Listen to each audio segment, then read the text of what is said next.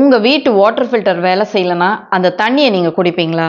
மீன் தொட்டியில இருக்கிற ஃபில்டர் வேலை செய்யலனா அதுல இருக்கிற மீன் எல்லாமே செத்து போகும். இப்ப யோசிச்சு பாருங்க, நம்ம உடம்புலயும் 2 ஃபில்டர் இருக்கு. அதுதாங்க உங்களுடைய கிட்னி. எல்லா ஃபில்டர் மாதிரியும் தாங்க நம்ம உடம்புல இருக்கக்கூடிய கிட்னி அப்படிங்கிற இந்த ஃபில்டர் சரியா வேலை செய்யலனா ஒரு பிளாக்கான வாட்டர் ஃபில்டர்ல அழுக்கு தண்ணீர் எப்படி சேருதோ அதே மாதிரி தாங்க நம்ம உடம்புலயும் வேஸ்ட் சேர ஆரம்பிக்குது. கிட்னி பழுதடைய ஆரம்பிக்கும் போது சின்ன சின்ன சிக்னல்ஸ் வழியா தான் அது வெளிப்படுத்துது. பெரிய அலாரம் மாதிரி அது வெளிப்படுத்துறது கிடையாது. இதனால தாங்க நிறைய பேருக்கு கிட்னில ஏதாவது பிரச்சனைகள் ஏற்படும் போது தெரியாமையே போயிடுது. கடைசியா கிட்னில நமக்கு பிரச்சனை ஏற்பட்டிருக்கு அப்படிங்கறது நமக்கு தெரிய வரும்போது 60-70% வரைக்கும் இந்த டேமேஜ் ஏற்பட்டு முடிஞ்சிடுது. கிட்னி திடீர்னு ஒரு நாள் பழுதடைஞ்சு போகாது. கிட்னி பாதிப்புகள் அதிகமாகிறதுக்கு காரணமே அது கொடுக்கக்கூடிய அந்த சின்ன சின்ன சிக்னல்ஸை நம்மளால புரிஞ்சிக்க முடியல அப்படிங்கிற ஒரே காரணம் தான். இதனால கிட்னில ஏதாவது பாதிப்புகள் ஏற்படும் போது அது நமக்கு கொடுக்கக்கூடிய அந்த சின்ன சின்ன சிக்னல்கள் என்னென்ன அப்படிங்கறத நமக்கு தெரிஞ்சிருந்தா மட்டும்தான் கிட்னியை ப்ரொடெக்ட் பண்ணக்கூடிய விஷயங்களை ஆரம்பத்திலேயே நம்மளால செய்ய முடியும். கிட்னி நம்மளை எச்சரிக்கும் போது நாம தவிர்க்க கூடாத அந்த 5 அறிகுறிகள் என்னென்ன அப்படிங்கறத இந்த காணொளியில பார்க்கலாம்.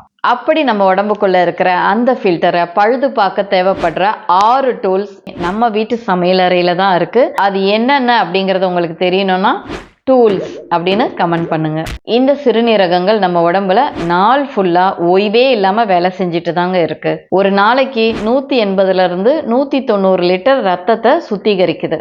உடம்புல இருக்கக்கூடிய கழிவுகளை வெளியேற்றுறதுக்கும் உடல்ல தேவையற்ற தண்ணீர் சேராமல் இருக்கிறதுக்கும் உடலுக்கு தீங்கு விளைவிக்கக்கூடிய பொருட்கள் எதுவும் உடம்புல சேராமையும் இந்த கிட்னிகள் பாதுகாக்குது. சரிங்க, அது கொடுக்கக்கூடிய அந்த முதல் சிக்னல் என்ன அப்படிங்கிறத பார்க்கலாம்.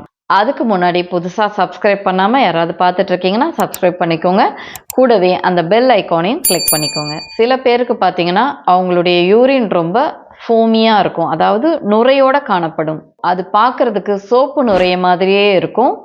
நீங்க ஃப்ளஷ் அவுட் பண்ணது பின்னாடி கூட அந்த நுரை அப்படியே கிளாசெட்ல இருக்கும். இது ஒரு டேஞ்சரான சிக்னலுங்க. நிறைய பேர் இதை ஒரு சாதாரண விஷயம் அப்படின்னு நினைச்சுப்பாங்க. இது என்னைக்கோ ஒரு நாள் நடந்துச்சுன்னா அது பிரச்சனை இல்லைங்க. ஆனா இந்த விஷயம் திரும்ப திரும்ப நடக்கும்போது நம்ம உடம்பு நமக்கு ஏதோ ஒரு விஷயத்த சொல்ல வருது அப்படிங்கிறத நம்ம புரிஞ்சுக்கணும். கிட்னி டேமேஜ் ஆகும்போது நமக்கு கிடைக்கிற 2வது சிக்னல் வீக்கம். நீங்க காலையில எந்திரிக்கும் போது உங்களுடைய முகம் ரொம்ப வீக்கமா இருந்துச்சுன்னா, சாயங்காலம் ஆகிறதுக்குள்ள உங்களுடைய பாதங்கள்ல வீக்கம் அதிகமா இருந்துச்சுனாலும், நீங்க உபயோகப்படுத்துற மோதிரங்கள் அப்படி இல்லைன்னா ஷூஸ் இதெல்லாமே திடீர்னு டைட்டாக ஆரம்பிச்சாலும், நம்ம உடம்புல இருக்கக்கூடிய தேவைக்கு அதிகமான தண்ணீர், உப்பு இது 2த்தையுமே கிட்னி வெளியேற்றலை அப்படின்னாவே நமக்கு இந்த வீக்கம் ஏற்படுது. இதுல தாங்க நிறைய பேர் கன்ஃபியூஸ் ஆயிடுறாங்க. கிட்னி பிரச்சனைக்கும் இந்த வீக்கத்துக்கும் என்ன சம்பந்தம் இருக்கு அப்படின்னு அதை சாதாரணமா விட்டுடுறாங்க. கிட்னி அடுத்ததா நமக்கு கொடுக்கக்கூடிய அந்த சிக்னலை நிறைய பேர் அது வாய் சம்பந்தப்பட்ட ஒரு பிரச்சனை அப்படின்னு நினைச்சுக்கிறாங்க. நீங்க சாப்பிட்ற உணவோட சுவை திடீர்னு வேறு மாதிரி இருக்கு, இரும்பு வாடை அதுல வருது அப்படின்னாவோ, இல்லை ஏதோ ஒரு உலோகங்களோட அந்த டேஸ்ட் உங்களுக்கு தெரியுது உங்க வாயில அப்படின்னாலும் இந்த 3வது சிக்னல் உங்களுக்கு கிடைக்குது அப்படிங்கறத நீங்க புரிஞ்சுக்கணும். வாயில இருந்து ஒரு வித்தியாசமான துர்நாற்றம் வீசும். நீங்க பல் தேய்ச்சி உங்க வாயை சுத்தம் செஞ்சா கூட இந்த ஸ்மெல் உங்க வாயில இருந்து போகாது. சில நேரங்கள்ல உங்களுக்கு விருப்பமா நீங்க சாப்பிடக்கூடிய உணவு கூட சுவையே இல்லாத மாதிரி உங்களுக்கு தோணும். இந்த ஒரு சிறிய மாற்றத்தை கூட நம்ம கவனமா கவனிக்கணும். 4வது சிக்னல் என்னன்னு பாத்தீங்கன்னா, இரவு நேரத்துல 3 to 5 முறை எந்திரிச்சு நீங்க பாத்ரூம் போயிட்டு வரீங்க அப்படின்னாவும் நீங்க இத கவனிக்கணும். நம்ம உடம்புல இருக்கக்கூடிய தண்ணீரோட அந்த அளவை பேலன்ஸ்டா கிட்னி வச்சுக்கல அப்படிங்கிறதையும் நம்ம தெரிஞ்சுக்கணும். இரவு நேரத்துல அடிக்கடி எந்திரிச்சு யூரின் போறது வேறு சில காரணங்களால கூட இருக்கும். ஆனா தொடர்ந்து இதே விஷயம் நடந்துட்டே இருக்கு, இது கூடவே நான் ஏற்கனவே சொன்ன வார்னிங் சைன்ஸ் உங்களுக்கு கிடைச்சிட்டே இருக்கு அப்படின்னா நீங்க இதை கவனிக்கணும். உங்க உடம்புல அசுத்தமான ரத்தம் சுத்திக்கிட்டே இருக்கிறதுனால உங்க ஸ்கின் சீக்கிரமே ட்ரை ஆகும். இதனால உங்களுக்கு அரிப்பு ஏற்படும். அதே மாதிரி முதுகு தண்டுக்கு கீழே ரொம்பவே தீவிரமான ஒரு பேக் பெயின் உங்களுக்கு ஏற்படும். எப்போதுமே நம்ம என்ன செய்வோம், ஒரு வலி வந்துச்சு அப்படின்னாவே ஒரு பெயின் கில்லர் எடுத்து சாப்பிடுவோம். இந்த வகை பெயின் கில்லர் மாத்திரைகளோ இல்ல வேறு வித மருந்துகளோ சாப்பிடும்போது அது உங்களுடைய சிறுநீரகங்களுக்கு இன்னும் அபாயகரமானதா மாறுது. நான் சொன்ன பல அறிகுறிகளுமே உங்களுக்கு தென்படுது அப்படின்னா நீங்கள் உடனே ஒரு டாக்டரை போய் பார்க்கணும். ஏன்னா நீங்கள் எவ்வளோ சீக்கிரமாக டாக்டரை போய் கன்சல்ட் பண்ணிட்டு டெஸ்ட்டுகளை எடுக்கிறீங்களோ அவ்வளவு சீக்கிரம் உங்களுக்கு அது நல்லது. நம்முடைய அந்த கிட்னி அப்படிங்கிற அந்த ஃபில்டரை பராமரிக்கக்கூடிய 6 கருவிகள் இருக்குன்னு சொன்னேன் இல்லைங்களா? அதில் முதலானது பூண்டு. பூண்டு கிட்னிகளோட ஒரு நண்பன் அப்படின்னே சொல்லலாங்க. பூண்டு சாப்பிடும்போது நம்முடைய இரத்த குழாய்கள் இயற்கையாகவே விரிவடையுது. இதனால பிளட் ப்ரெஷர் அதிகமாக இருந்துச்சுன்னா அது உங்களுக்கு நார்மலாகவே குறைய ஆரம்பிக்கும். இதனால கிட்னியோட அந்த வேலைப்பளு குறையுது. நீங்கள் 1 அப்படி இல்லைன்னா 2 பூண்டு பற்களை சாப்பிடலாங்க. சாப்பிட்றதுக்கு முன்னாடி அதை நல்லா இடிச்சிட்டு ஒரு 10 நிமிஷம் கழித்து சாப்பிடுங்க. அப்போதாங்க ஆலிசின் அப்படிங்கிற ஒரு காம்பவுண்ட் இந்த பூண்டில் உருவாகுது. அதுக்கு முன்னாடியே நீங்கள் சாப்பிட்டீங்கன்னா பூண்டு சாப்பிட்றதுனால ஏற்படக்கூடிய முழு பலனுமே உங்களுக்கு கிடைக்காம போயிடும். அடுத்ததா சீரக தண்ணீர். சீரகத்தில் தைமால் அப்படிங்கிறது இருக்குங்க. அதுதான் நம்முடைய உடம்புல செரிமான சக்தியை அதிகரிக்குது. ஜீரண சக்தி அதிகமானாவே நம்ம உடம்புல இந்த கழிவுகள் தங்கி இருக்கு இல்லைங்களா, அது கொஞ்சம் கொஞ்சமாக குறைய ஆரம்பிக்கும். இரவு நேரத்தில் சீரகத்தை தண்ணீரோட சேர்த்து ஊற வச்சிடுங்க. காலையில் எந்திரிச்ச உடனே அந்த சீரக தண்ணீரை குடிச்சிடுங்க. உங்களுக்கு டயபெட்டிஸ் இருக்குது அப்படின்னா நான் அடுத்து சொல்ல போகிற உணவை நீங்கள் சாப்பிடணும். அதுதாங்க பட்டை.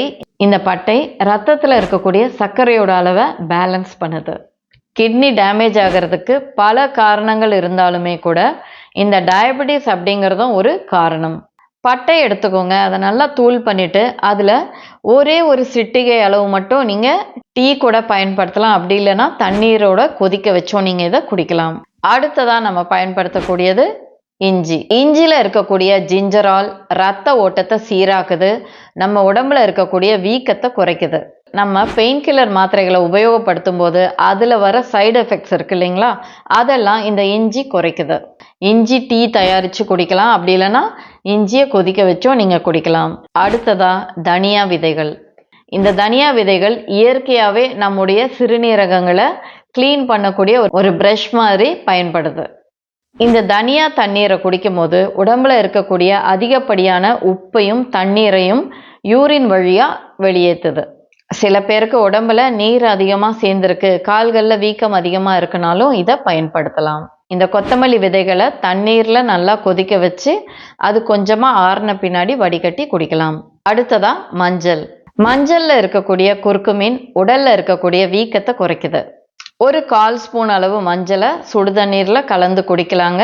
இந்த மஞ்சள் சரியாக வேலை செய்யணும் அப்படின்னா ஒரே ஒரு சிட்டிகை அளவு கருப்பு மிளகுத்தூள் இருக்கு இல்லைங்களா, அதை கலந்து இதை நீங்கள் குடிக்கலாம்.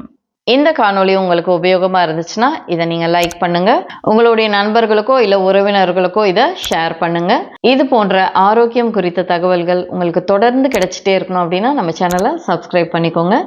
நீங்கள் எப்போதுமே ஆரோக்கியத்தோடும் தன்னம்பிக்கையோடும் வலிகள் எதுவுமே இல்லாமையும் இருக்கணும். நன்றி.